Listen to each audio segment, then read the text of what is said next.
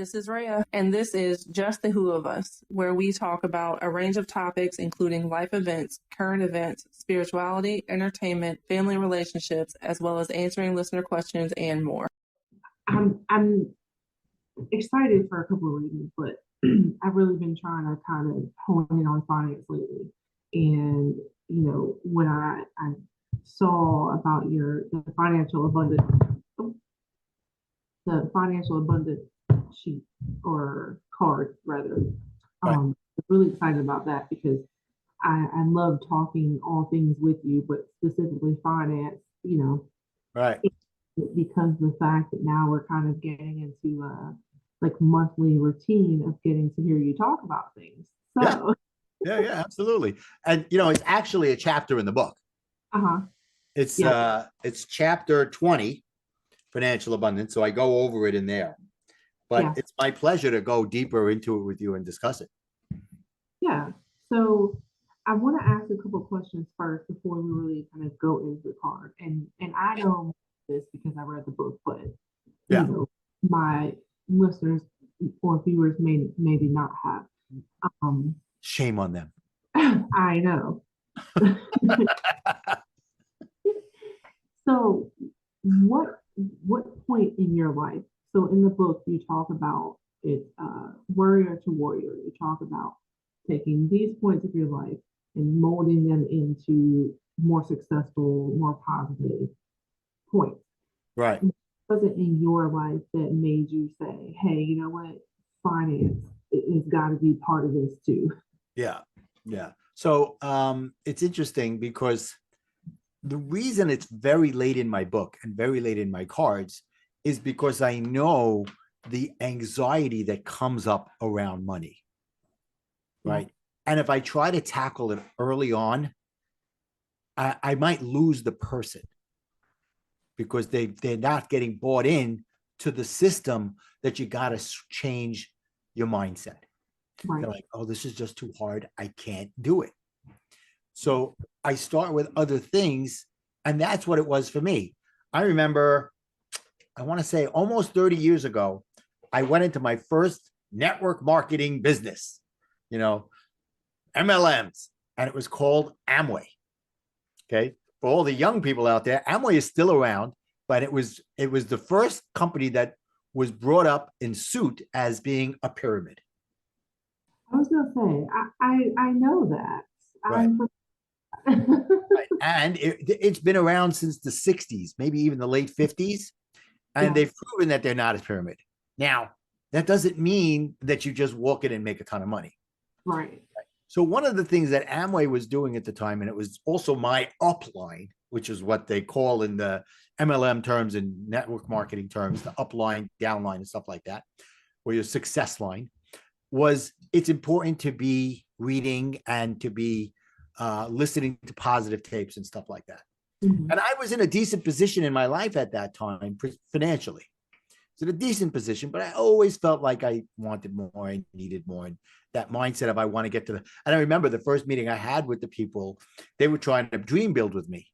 And they go, okay, so now if you woke up tomorrow and money was no problem and you could do whatever you want, what would you do? And I looked at them, I said, I do nothing. They're like, what? What do you mean you do nothing? I'm like, yeah, I want to sit around and do nothing. I buy this, I buy that.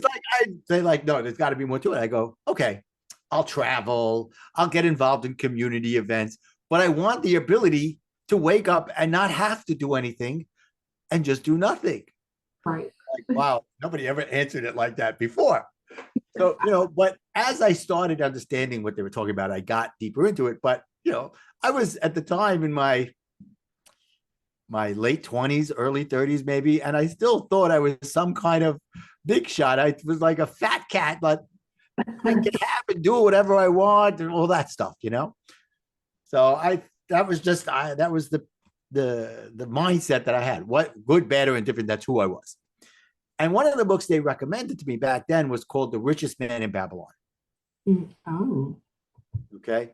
And the book basically talked about take 10% of your money and pay yourself first.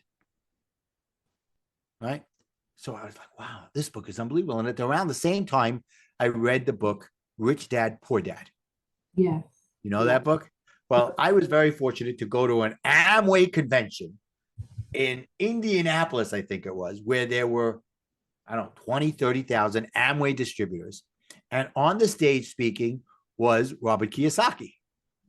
And I was like taking in on every word he was saying.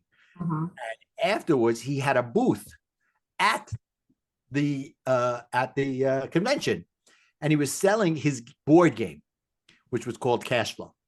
So I went up and I bought the game, and I got him to autograph the board for me. So I have his autographed board here, like 10 feet away from me.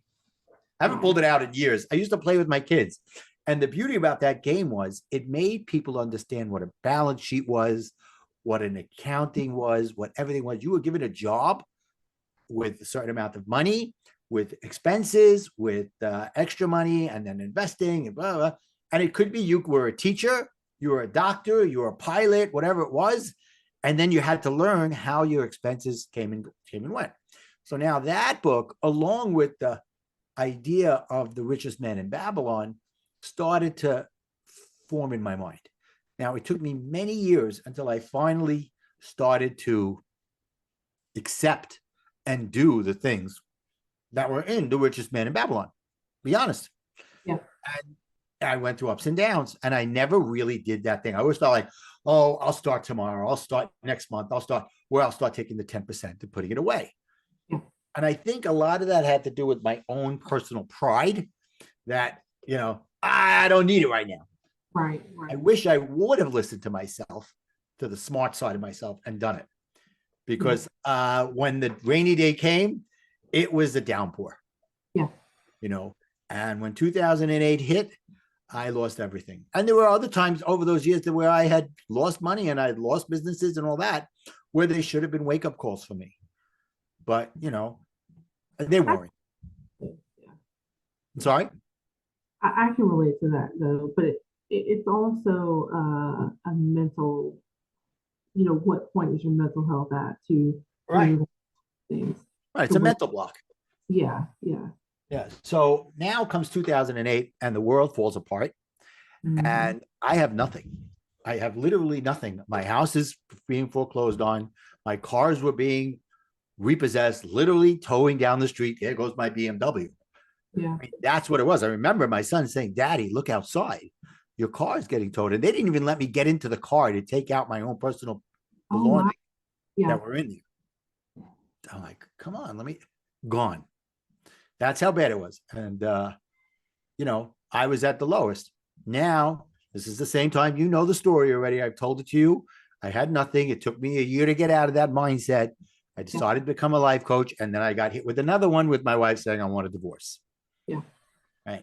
Which was like a double barrel shotgun. And here I was, okay, I'm still going to go through with life coaching. And that began my journey because I was so vulnerable at that moment.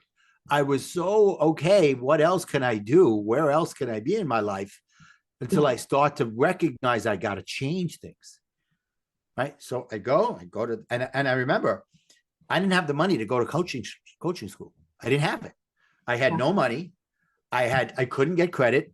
And they go, don't worry, we'll help you. Go get credit. We'll figure out there's ways to get credit. I go, no, you don't understand. My score is so bad. I have so many judgments that will be coming or are already on me. I'm just this close to filing bankruptcy that, and I'm going through the divorce. So I walk into their office. There happened to be, I picked a place that the school, which is one of the best schools, the coach training schools in the world, was 2 miles away from my house, 3 miles away from my house. Their headquarters, where I lived in New Jersey, and I lived in the swamps of Jersey, as Bruce calls them, as Bruce Springsteen calls them, the Eatontown, New Jersey, and this was in Shrewsbury, a few miles away. So I said, I walk in there one day. I go, I'm very seriously thinking about coming to school here, taking the test. And I'd already spoken to admission counselors and stuff like that. Mm-hmm. I said, I'd like to speak to the person who's in charge of finances. And I went in there and I said, look, I really need a break. I really need someone to take a chance on me. I cannot get I cannot get the money to pay. It was $10,000. Okay. And then $10,000 was like $1 million. Yeah. It was Yeah. a lot of, for me at that moment, it was like $1 million. I said, I remember he was the CEO's father. His name was Lou Iorio, and his name is Luke. Okay. Mhm. And I said, Lou, I laid it all out. I said, this is what's going on in my life. I said, can we come up with a payment plan that I pay you X amount of dollars every month? And I promise you, I will pay you that money. Yeah. He said, okay, here's the deal. I'll do that. But you don't get your certification until you pay off your numbers, no matter how long it takes you. That's Even fair. if you finish the training, which was almost a year's worth of training, and it takes you 5 years, you're not getting your certification until you're paid off. Yeah. Said, okay, that's a deal. It's a win-win for both of us. Right. Right. Right? And we're both making sacrifices, and we're both saying, you want this, you got to do this. And it was a deal, and we made the deal.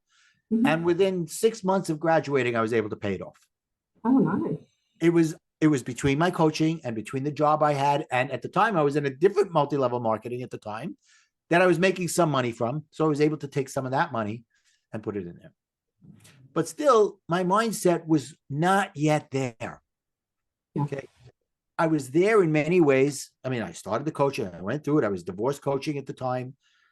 And I was starting to understand, because I was saying to myself, I can't afford to be coached even. I can't afford to get a coach.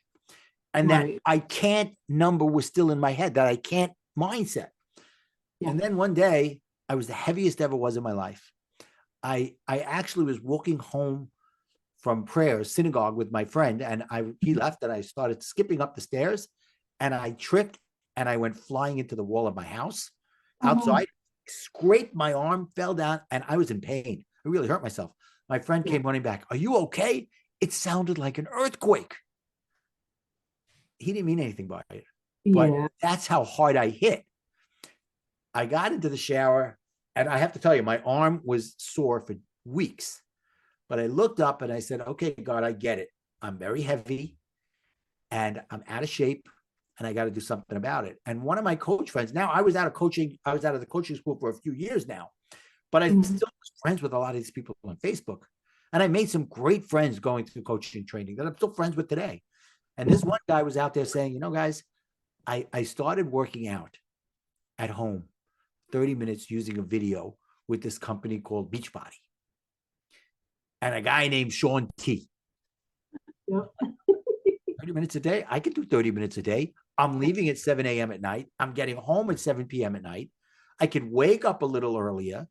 I don't have to pay a membership. It's just a video. Yeah. And the guy said, here's the bonus, Martin. I'll coach you through it for free. Nice. Okay.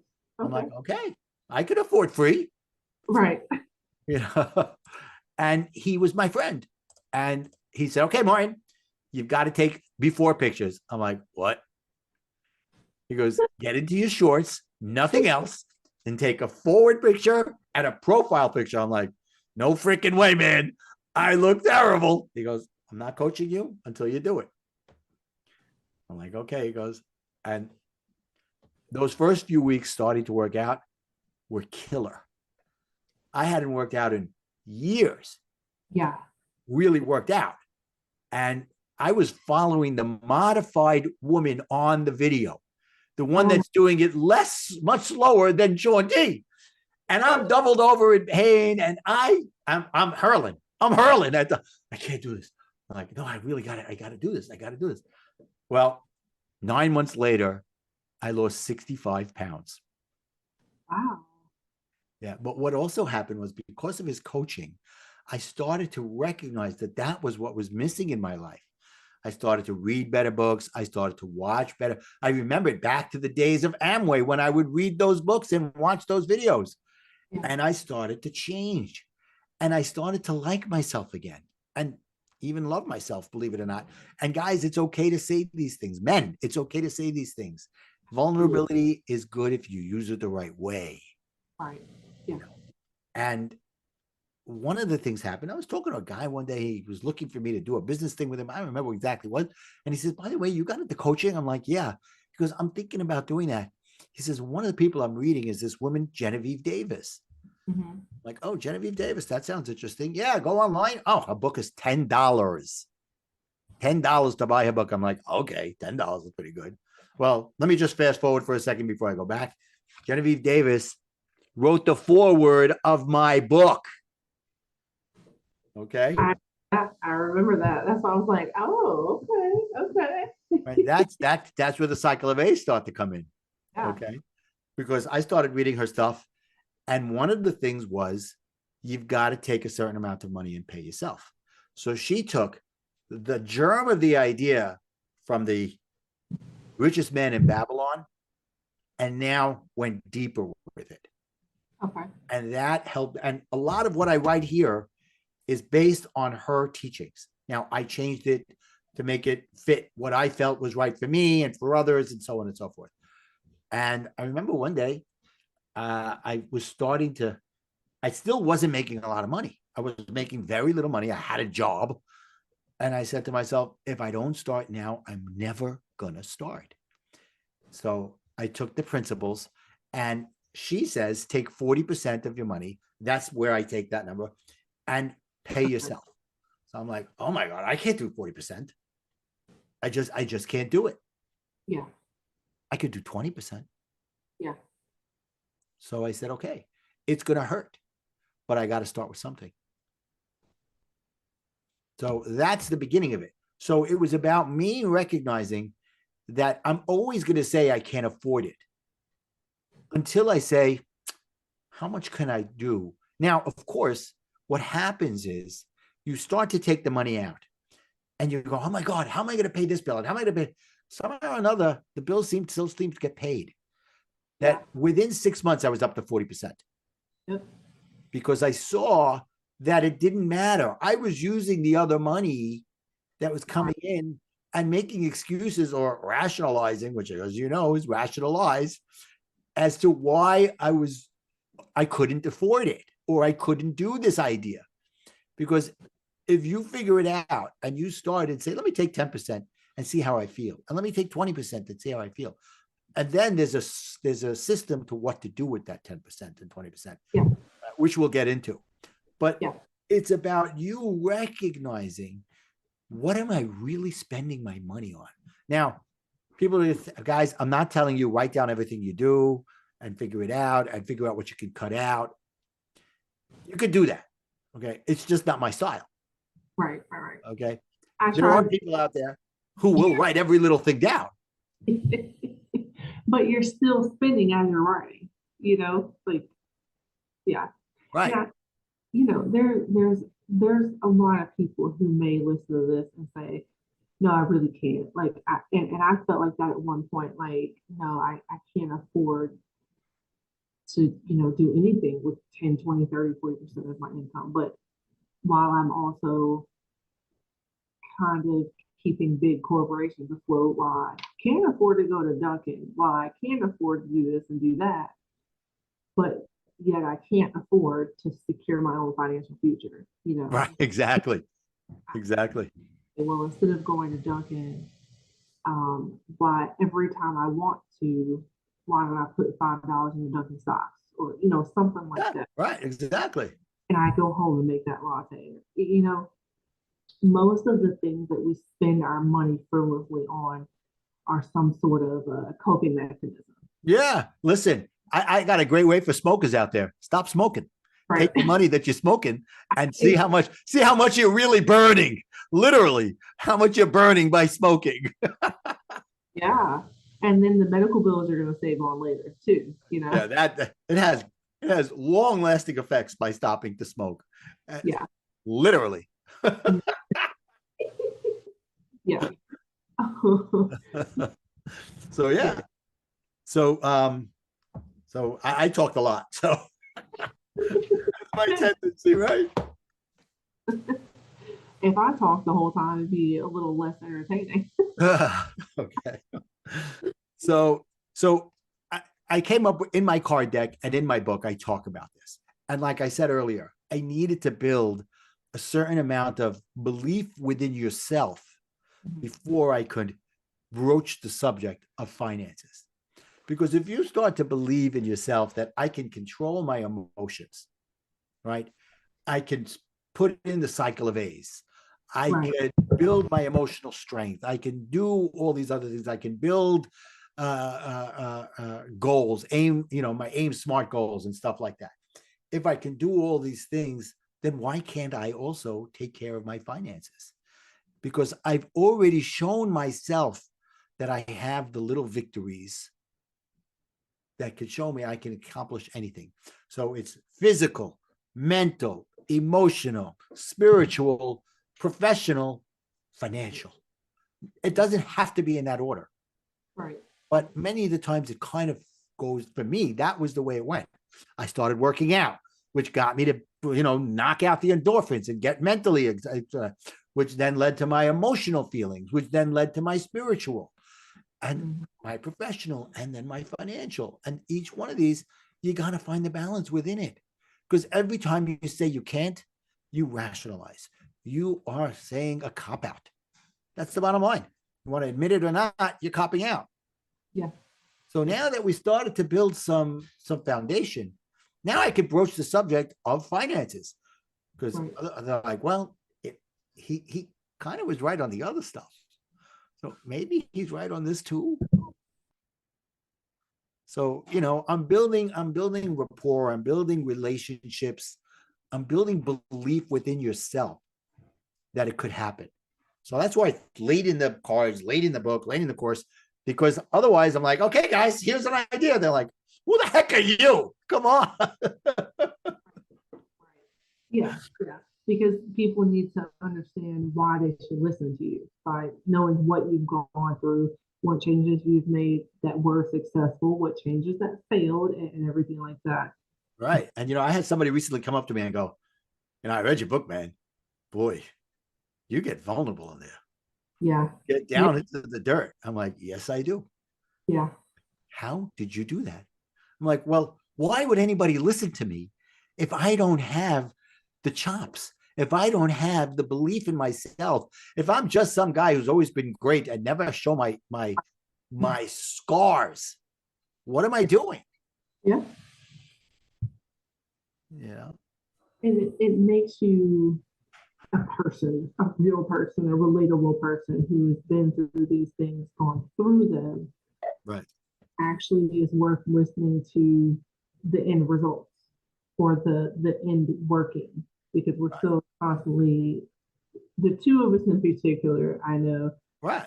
still constantly works in progress. Yeah. And look, this is our fourth podcast together. Yeah. I think so. You think that happens by accident? All right. No, guys, we built a relationship with each other. We know we're in a safe space with each other. We trust, we care about each other, and we know that there's authenticity there. Right. You think Ray is going to keep on calling Martin back if he's just blowing smoke up everybody's ass? Come on. It's fun.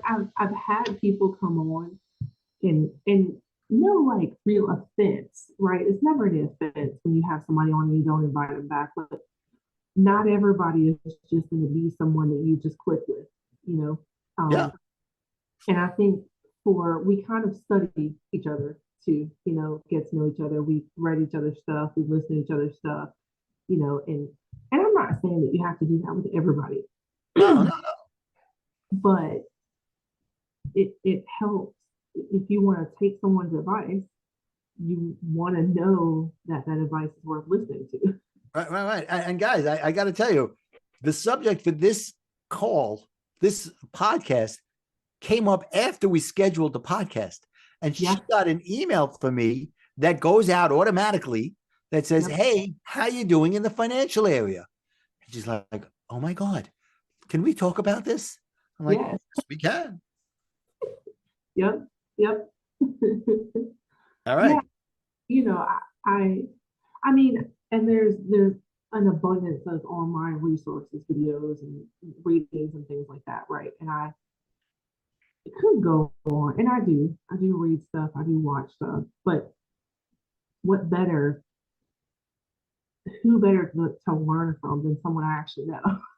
Right. Yeah, of course. Absolutely. Be so focused on what better way to do that than to actually talk to someone I know? And so, Exactly. And it's funny. The only way these things work is if you do them, right? To right, think about them. Look, I didn't lose 65 pounds thinking about losing weight.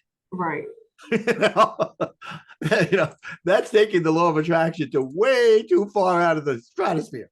You got to do something to get it to happen. Eat better, work out, something. yeah, You got to do something with your finances if it's going to happen.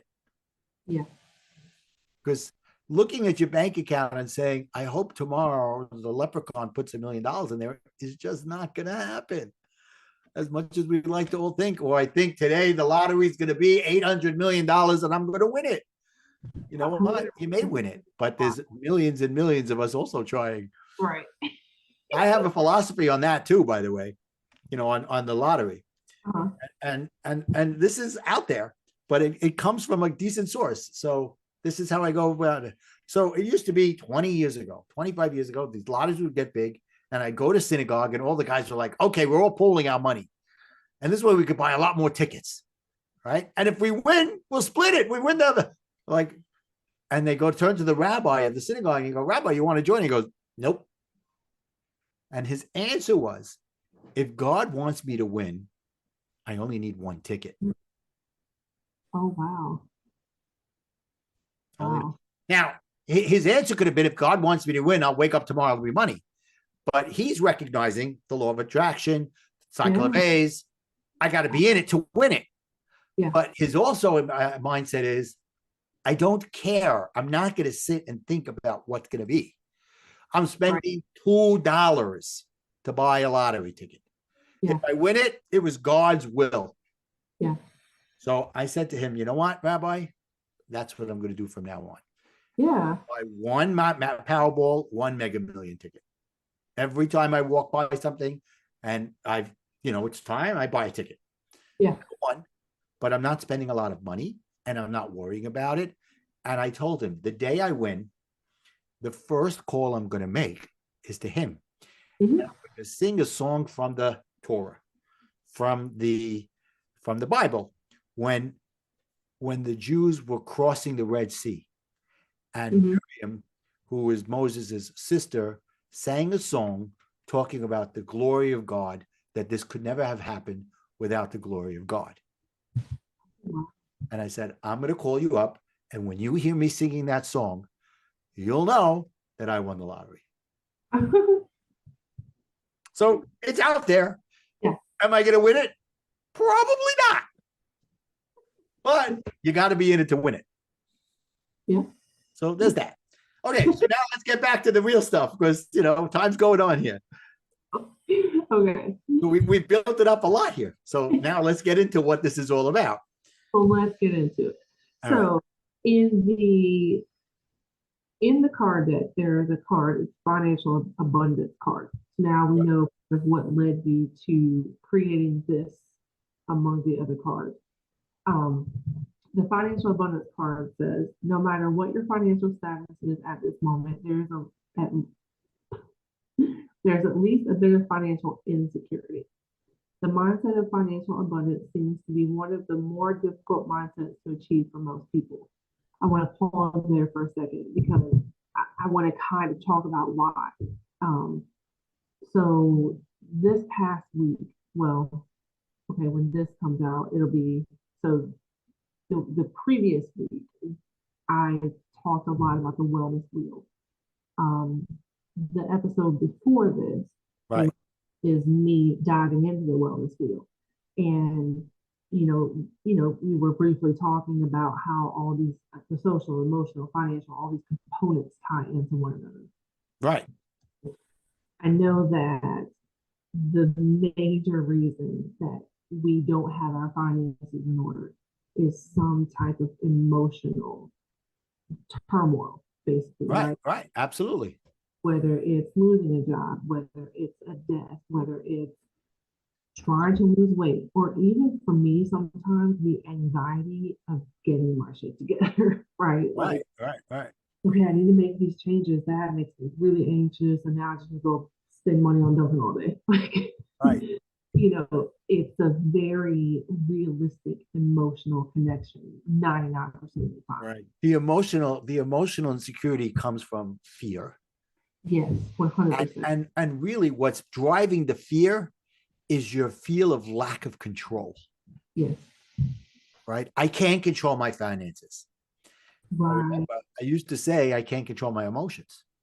Yeah. Yep. And I used to say I can't control what happens in my life. Yeah. And I used to say, why does everything happen to me? Now I say everything happens through me. Yeah. And what Yeah. happens is going to happen. And I'm going to react a different way. I'm going to respond instead of freak out and react. So now Responding. that's Yeah. why I felt like it's later on, because people will say, oh, I can't do this. I can't for money. Yeah. It's funny, side note a little bit. I've been talking to my son, my 8-year-old, a lot about responding, overreacting, and I've really been working on it myself too. So Right. thank you. Oh, well, thank you. Thank you for telling me that. That's what I love. I have to tell you the funny story. I was in synagogue the other day, and my friend, the guy turns around to me. I haven't seen him all summer because I went to New Jersey. He went somewhere else over the finally finished your book. He goes, and the funniest thing happened. One day I was sitting with my wife. We're sitting outside by the water, whatever, and she used the word rationalize. And he turned to her, he goes, when you rationalize, you're really saying rational lies. She's like, wow, that's so good. Yeah. Martin Salama. So she sees me 2 minutes later because she happened to be there too. She goes, tell her what happened. Tell him what happened. Tell him. So she tells me, and my wife is standing 5 feet away, and all the four of us break into total laughter because obviously some of the things are there. So Yeah. thank you. And I love it because if that's what I'm looking for, we're laughing about it. Yeah. But at the same time, we're Right. also understanding it's now part of our awareness. It's part of our language. Yeah. Yep. And I'm not expecting everybody to do what I'm talking about here overnight or Right. any of the things overnight, because if you do it, ain't going to work. So Right. you having the conversation with your 8-year-old is opening the door. And the next time he does it, you go back and say, remember we talked about this? Mm-hmm. Okay, you didn't do great this time, but what did you think about it? Yeah. And you build it up from there. Yep. Yep. Yeah. So we don't have much time left. So, Nope. but I wanted. So we stopped at, it's the mindset to achieve most difficult for most people. Yeah. Yeah. I just wanted to kind of connect that. Yeah. Wellness wheel. It does really all go together, and most of the time, your financial, your physical health aren't going to be your parental health. Oh, it's not going to be where it needs to be unless your mental and emotional health is in a good place first. Right. So okay, so it's typically difficult to achieve for most people. That's totally understandable. Start by taking a percentage of all your income, as well as any other money that comes your way, as well as any other money that comes your way, and put it aside. Ideally, take 40% of your incoming money for this initiative. Set that up in 4 separate accounts. So you break it into big purchases, fund money, giving to others, charity, etc., and then a golden goose emergency, pay down debt. Those four, those four categories. Right. So you want to kind of like. Oh, let's talk about it. So let's talk about the emergency pay down debt one, because a lot of people, they're going to start to think, oh, I got so much debt. How am I going to do the other things? Yeah. Right. Yeah. So let's start with that one. Say, okay, so now you're taking 40%. If you could do 40%, that's fantastic. Yeah. Okay. And you put it into and now I'm a very tactile person. Mm-hmm.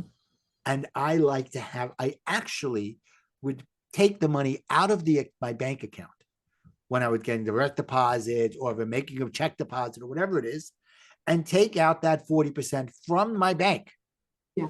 And put them into 4 separate envelopes and keep a spreadsheet of the money that I was doing. I've had each one labeled where it came from, and how much I put each time I did it. Now it has some tangibility. Yeah. Yep. Okay. And when I would take money out, there'd be another line. Say, okay, I bought this with this, and it came out of this account. All right. So now start with the pay down, because a lot of people are saying, I got too much debt, I can't do it. Okay. First thing is, you got to start looking at what you're spending on your cards and all that anyway. You got to figure that out. That's a separate conversation.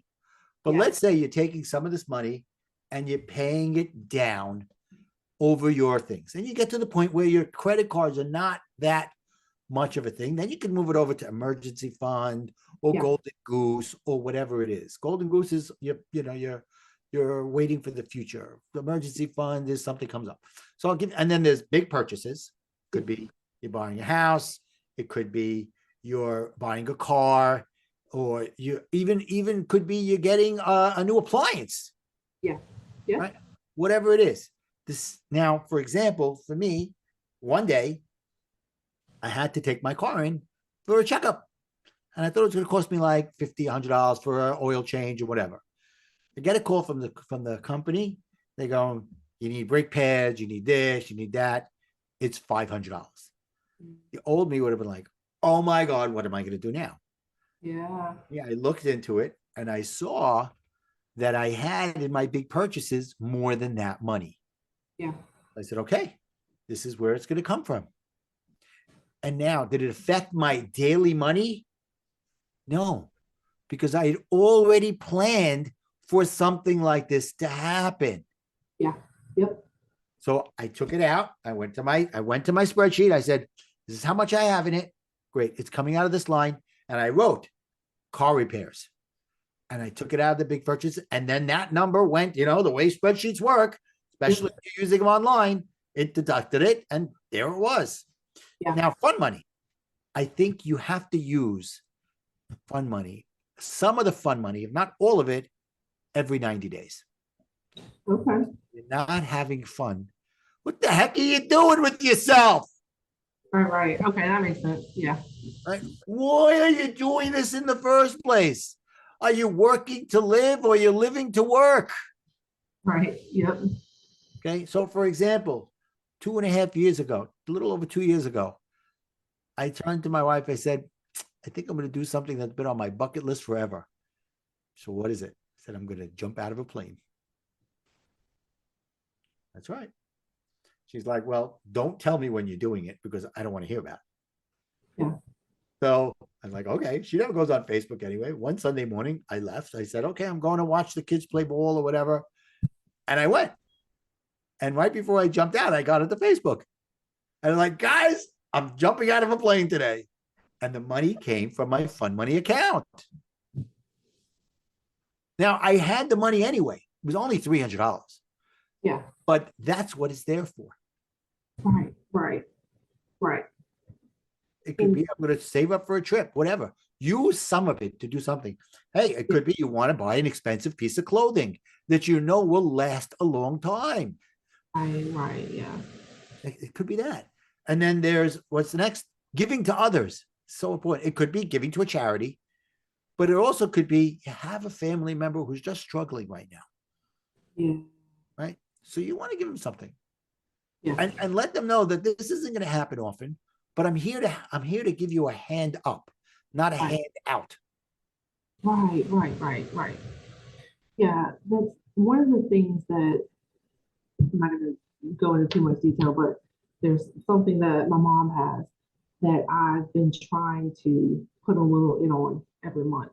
And it's just because, why not? I can. It's not a huge amount of money, but it helps her in the long run. Right. We are making plans to try to help her pay off her house, things like that. Like, right. Why not? And you know what? Let's get spiritual here for a minute. In the Bible, in all sets of the Bible, in the Torah, it says, do your tithing, 10%. Do it. And I have a friend of mine who wrote a book. It's called the Chesed Boomerang. In Hebrew, Chesed is kindness. Okay. CHESED. Boomerang. His name is Jack Dweck. And he talks about the more kindness you do, it will boomerang back to you tenfold. And God talks about it. If you give 10% with the right mindset, with the right intention, not because you have to give 10% because the Torah, God, blah, blah, blah, tells you to, it will come back to you tenfold. Yeah, It's not a tit for tat. It's like, oh, I'm going to give $10,000 so I can make $100,000. Doesn't right. work that way. But there's the benefit of knowing, Right. But that's It's still good to know that that's there, but don't have the expectations. Cycle of A's. right. And the people out there are like, what the heck is this cycle of A's? Read the book. Right. Here's your opportunity. And get the card deck, and because I plan on purchasing that today because all right, cool.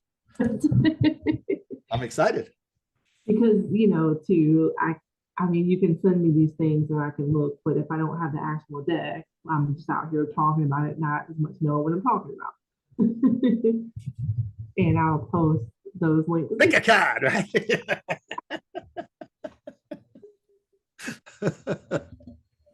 But anyway, yeah. Listen, we're not having fun. Why we're doing this? 100%. But so just before we wrap up here, like I said, I know there's people who say I can't do this, and I understand why they don't think that they can do it. I wouldn't have thought that I can do a lot of things that I do now. Right. I'll be 40 in 2 years, and I'm looking at this like, oh, there's things I want to go into 40. I want to go into 40 this way. I want to go into 40 healthy and fit. Like, I want to be better than I was in my 30s. Not, oh, I'm getting older, and because why not? Like, why not? Right. Yeah. This is my time. I've put 30. I've put 39. Well, I guess I don't know, 30-ish, because I was a baby and toddler for a while, but I put 30 something years worth of life experience and education into this. Going to 40 with the absolute best, Yeah. And I know there's a lot of people who would kind of look at the opposite. Getting 40, health is getting harder and finance and all these kind of things, but it really is. And even if you're older than 40 or if you're in your 20s, set this kind of like life goal to say, hey, okay, I'm going to be 30 soon. I'm going to be 60. This is where I want to be. Or, right. Even if it's not, but set goals and actively work. Because if you don't actively work on achieving them, then you're not getting any closer by just wishing you started. Albert Einstein said the definition of insanity is doing the same thing over and over again and expecting change. It's one of my favorite sayings. I love that so much. Yeah. And it can feel sometimes like it's hard to get out of that cycle of doing the same thing. It's almost kind of like you expect the negative results, right? Like this exactly. Right. And look, you're gonna fail. There's going to be times you fail. Like Edison. Edison tried 1,000 different ways to make the light bulb, and they go, "You failed 1,000 times." He goes, "No, I found out 1,000 ways that I can't do it. I learned 1,000 lessons." Yeah. Right. I learned how not to do it. Right. That got me to how to do it. And look at where we are in the world today because of guys like Einstein and Edison and Tesla and whoever else out there. Why can't you be the next one? Yeah. In your own life? Don't even look to do it to the world. Do it for yourself. 100%. Yeah. Yeah. Well, unfortunately, we're gonna have to wrap up. And yeah. Well, apparently I have a webinar. I forgot about. Yeah. Okay. Well, if anybody wants to get in touch with me, they can go to connectwithmartin.com. There's some free gifts out there. And there's ways of getting in touch with me. You can buy my book, you can buy my cards, and go from there. And you could buy the book, and you can buy the book. Those would be smart choices. There you go. All right. I'll see you. Thank you. It was great to speak with you. You too. Take care. Bye. Bye-bye. If anyone wants to chime in, or if anybody has questions they want us to answer or topics to discuss, you can leave that on the Facebook page. Visit www.philolity.net. That's FALOLITY.